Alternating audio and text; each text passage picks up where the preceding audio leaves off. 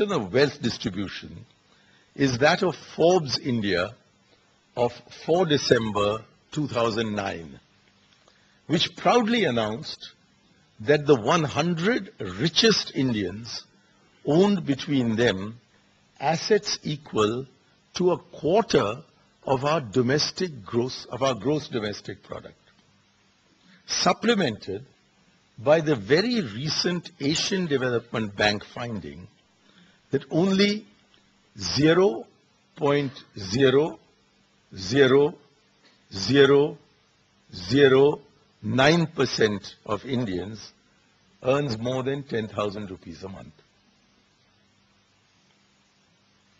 NCAER's Dr. Rajesh Shukla doubts that this is accurate, but concedes that no more than 1.5% Indians earn more than 10,000 rupees a month. And this is the same India that boasts some of the richest persons in the world. Indeed, one estimate is that one Indian is the richest person in the world, richer even than Bill Gates or Warren Buffett, and contains the fourth largest number of dollar billionaires whose combined assets are second only to that of US dollar billionaires. We seem to be replacing land-based feudalism with stock market-based feudalism. Accelerated growth is not so much a tide that raises all boats, but a tsunami that raises all yachts. The skewed outcome of the reforms process on income and wealth distribution was underscored by the Arjun Sengupta Committee report tabled in Parliament in 2007, 3 years ago. Basing himself on the same National Sample Survey reports that all government uses, Dr. Sengupta came up with the shocking statistic that 77% of our people, approximately 836 million Indians in 2004, and therefore about 900 millions in 2010, live on less than 20 rupees a day. To put in perspective the consumption figure of 20 rupees per day per person, please consider that the minimum wage prescribed by the Government of India under the National Rural Employment Guarantee Act is 100 rupees a day.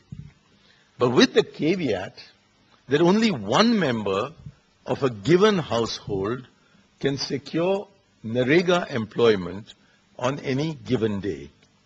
This means that for a household of 5 persons, the per capita earning under Narega would amount to Dr. Sengupta's cut-off figure of rupees 20 a day.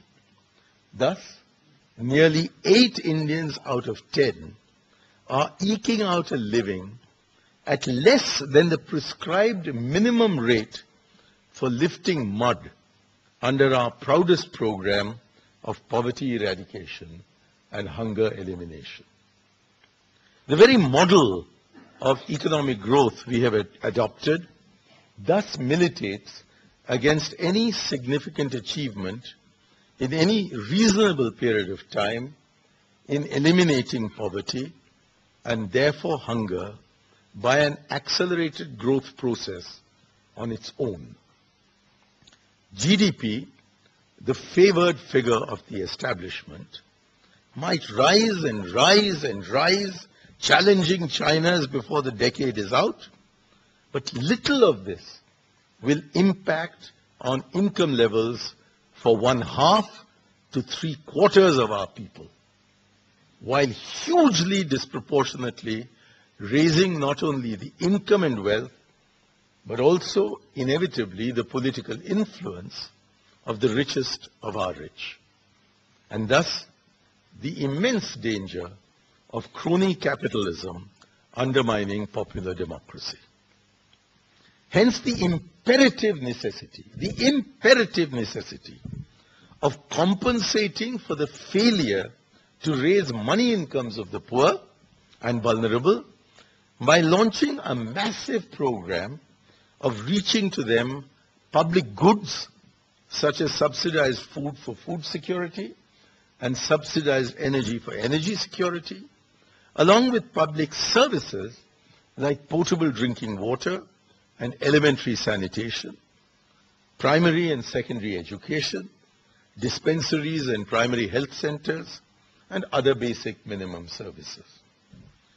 The core of our official assessment, of our official self-assessment of attaining the key target of the MDG, that is halving of extreme poverty and hunger, is that we launched the National Rural Employment Guarantee Program, named after none less than the father of the nation, Mahatma Gandhi. So that is now called not Narega, but Manrega. Yet, the Ministry of Rural Development, which is the ministry in charge of implementing Manrega, admits that even in Tripura, the state that scores highest in providing households with the full 100 days of employment guaranteed under the Act, it is no more than 36.6% of all entitled households. I hope you've understood that. 100 days of employment is guaranteed. In Tripura, the best performing state, only 36.6% of households secure 100 days of employment. Far more upsetting is that in the most poverty-stricken states of India, the share drops to a mere 14% in Uttar Pradesh and Madhya Pradesh, and to 8% or less in Chhattisgarh, Jharkhand and Bihar, and even further below 6% in Orissa and Uttaranchal. Orissa, mind you, is the only state in India to have approximately 20% more poor people, according to the BPL line, than the national average. And in this desperately poor state, with very, very high levels of unemployment, among marginal, barely marginal farmers and landless labor on the one hand, and tribal people on the other, the government of Orissa has distinguished itself by using the Manrega in the name of Mahatma Gandhi to provide less than 6% of their households with 100 days of employment under Narega. Many of these states, as you would have noted by now, are precisely those most seriously affected with left-wing extremism, as the Ministry of Home Affairs somewhat archly describes the Naxalite Maoist menace. In Manipur, the state most infected by insurgency, and for the longest time, running to several decades, it is utterly shocking to find that only 0.02% of eligible Manipur households were afforded 100 days of employment under Narega. In other words, this much lauded key flagship program under Bharat Nirman, which we are proudly trumpeting to the world through our country report, is barely eroding extreme poverty in the most poverty-stricken parts of India. Even more distressing is the revelation in a written answer to my unstarred Rajya Sabha question number 1011, answered by the Minister of State for Rural Development on 3 August 2010, that the unemployment allowance that is statutorily required to be paid in lieu of failing to provide employment asked for, has been paid to exactly one person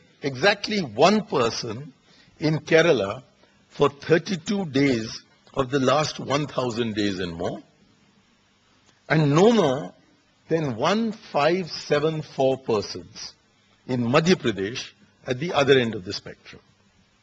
And that in about 3/4 of the states and union territories of our extremely poor country, with widespread unemployment and underemployment, not one single person